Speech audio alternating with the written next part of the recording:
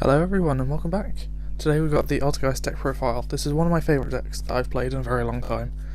Definitely up there with Light Swans, which, you might know, since it's basically the only other profile I've done, is one of my favourite decks ever. I really like this deck. So I'm just going to do a quick profile, quick plug down there, or also possibly up there in the recommended. I opened a case of Flames of Destruction, so take a look at that. And also I've got a couple of other deck profiles lined up, so yeah, take a look at those. So this is Altergeists. For the main deck, you absolutely need 3 of Altergeist Multifaker. It's what makes the deck good. When you activate a trap, you can summon it from your hand, and then you can summon an Altergeist from your deck. That can be, well, any Altergeist monster, really, and basically all of them you get value off of. So that's how you make your link plays, and obviously it's a trap deck, so the more traps you run the better. Most your ideal hand is Multifaker and 4 traps, so just to give you an idea. And then the other mandatory 3 of is Marionetta.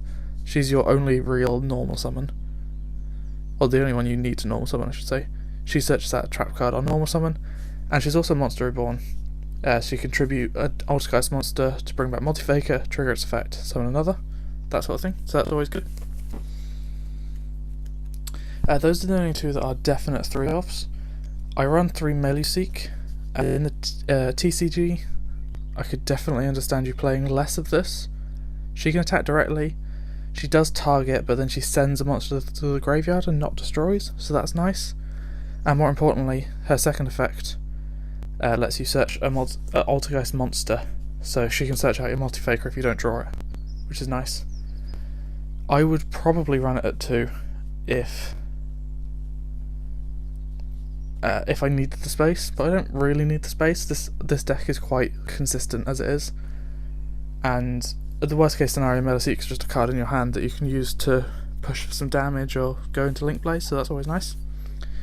And then also a 3 of is Altergeist Silkitus. Difficult word to pronounce. I'm pretty sure it's Silkitus, but sue me, at me. This is it's almost your win condition. So, as a quick effect, so once during your turn and your opponent's, you can return any Altergeist card from your field to your hand to bounce a card your opponent controls back to their hand.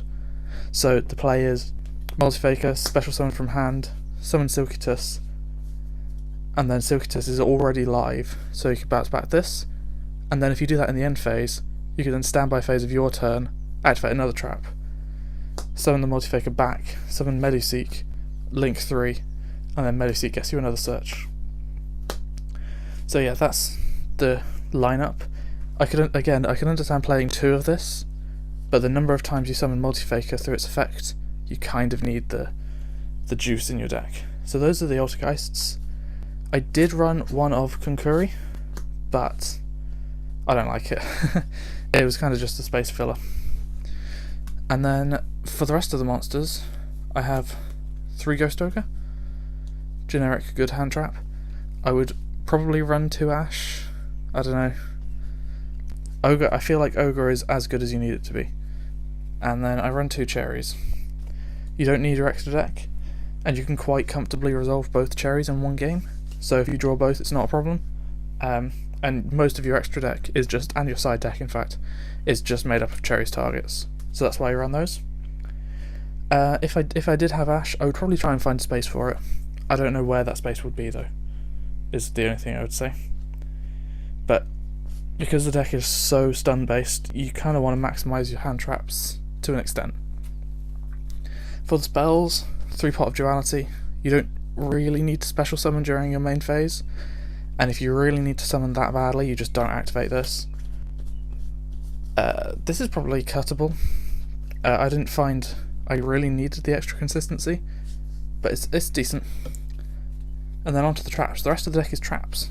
3 Protocol, 3 Personal Spoofing, 3 Manifestation, and 2 Emulate Elf. Those are my Altergeist trap cards. So Protocol is the one I would want to see the most, mostly because it's got it's named Altergeist, and it protects the rest of my cards from being negated.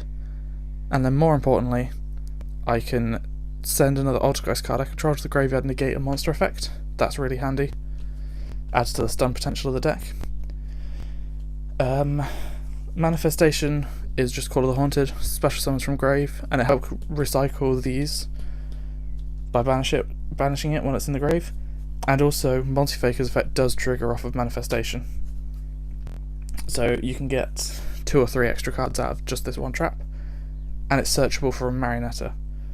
And then Amulet Elf is just a trap monster, helps you link plays, and I found a lot of the time for Marionetta, I'd be trying to normal summon her, and I'd already have one or two of these, and this is an Altergeist trap that I can activate at any time, which is handy for Multi-Faker triggers.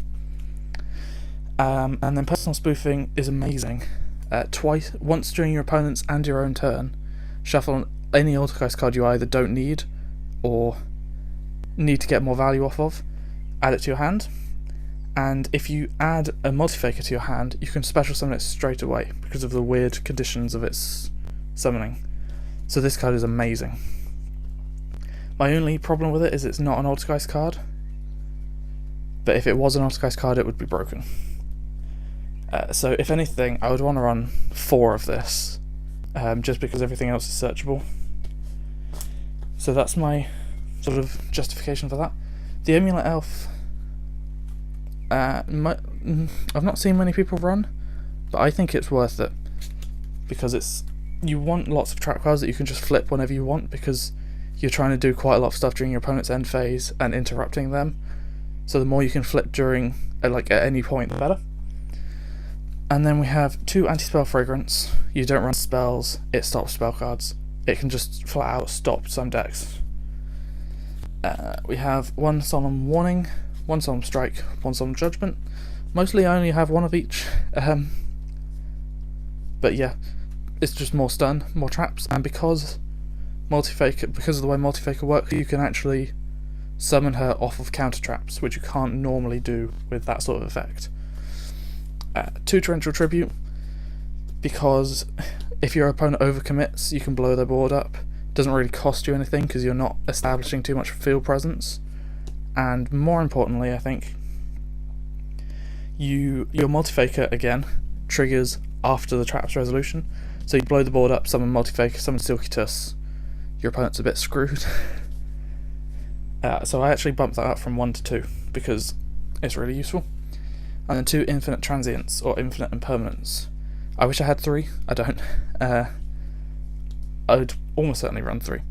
This card is mostly good because if you go second, you can activate it from your hand during your opponent's first turn, and then it means you can get a Multi-Faker Silky Tuss on the board before your turn even starts. So you've got 2 disruptions before your turn begins, so that's really good. So that's the main deck. 40 cards dead, don't need any more. You probably wouldn't even want to run less, to be honest. And the extra deck, again, as I said, you don't really use it. Prime Banshee 1, 2 Hextia, 1 Kidolga. Prime Banshee you only run because you have the space for it, it's not that great. I did OTK with it once. I got that, and that on the board, and then stole a Super Heavy Samurai Big Ben K for game, which was quite funny. She's good, but she's kind of win more, is what I would describe her. Same with Kidolga. Main point of Kidolga is that she points that way, and Hextia points that way, but it's not really that important. And then Hextia is the best because she gets damage, and then she also negates spells and traps, which is really important. I've just realised I've not unplugged there's going to be buzzing in the background, whatever. So those are the Altergeists. Then the rest of it is basically Chariot's targets. Skulldread, Firewall, Borrowload. It is possible to make all of those, obviously, but you probably don't need to. Akashic Magician, you have all your monsters are the same attribute, the same type even. So it's useful to just plonk down and get rid of something. Clara and Rushka, she would be a Link Karibo, but we don't have one, so if you're that desperate, you summon Meluseek, main phase 2, link off for that, and then you get to search an Altergeist. So then you would search, I don't know, but yeah, that can help you with some link plays and just get some Meluseek in the grave. And then I'm running a Unicorn, a Goblin, Cerberus, a Phoenix, partly for these two are more Cherries targets. Phoenix is also a really good Cherries target because it pops spells and traps. The Goblin, mostly because of its arrows, but again, you don't need the extra deck, so you may as well. One Seraphonite is a Cherries target, literally just because that's the card that in our locals I'm most likely to hit and be successful. Then one Black Rose. If things go bad, you can summon normal Manifestation for Marionetta, normal summon one of your hand traps, and then blow up the board with Black Rose. So it's a factory reset, basically. So that's the extra deck. Not very interesting, just generic stuff really. And the side deck, again, stuff like ABC, Dante, Omega for the Lightsworn players, Toad for Paleo, Cyber Dragon Nova just because I know that someone at Locals was playing Cyber Dragons, and but more importantly, the only reason I'm actually talking about the side is I don't know if I've just appeared in that or not, but whatever, is these cards: Waking the Dragons, Starlight Road, Stardust Dragon, and Naturia Exterior, and also Tornado Dragon. Turn going second, you want Tornado Dragon in your deck because you can cherries it and it helps protect your back row. In more modern games, you would probably just stick with the Phoenix because that's more splashable. Starlight Road, again, for your second game, now they know you're playing lots of traps, they're going to run Trap Destruction. So Starlight Road protects from broad wipes, and this thing, if they destroy this or banish it with Cosmic Cyclone, I had a player Black Rose me, you can summon any monster from your extra deck or main deck. And Naturia Exterior was the best thing I could think of. You could also run Naturia Barkion or what's the other one? Nat Beast, anything you want. Borrowload works for that. You could even stick in something ridiculous in the main deck, just anything. If it's destroyed, you summon absolutely anything you want, and this is a bunch of negates, so that's why I picked that. That is literally the only reason I chose the side deck to put in here. I wouldn't normally because it's so situational, but Waking the Dragon is a really good tech in this deck, I think. So there we go, there's Altergeists. Again, it's a preliminary build. I'll be testing it for the next 3 or 4 weeks, and I might update it, I might not. So thanks for watching, bye bye.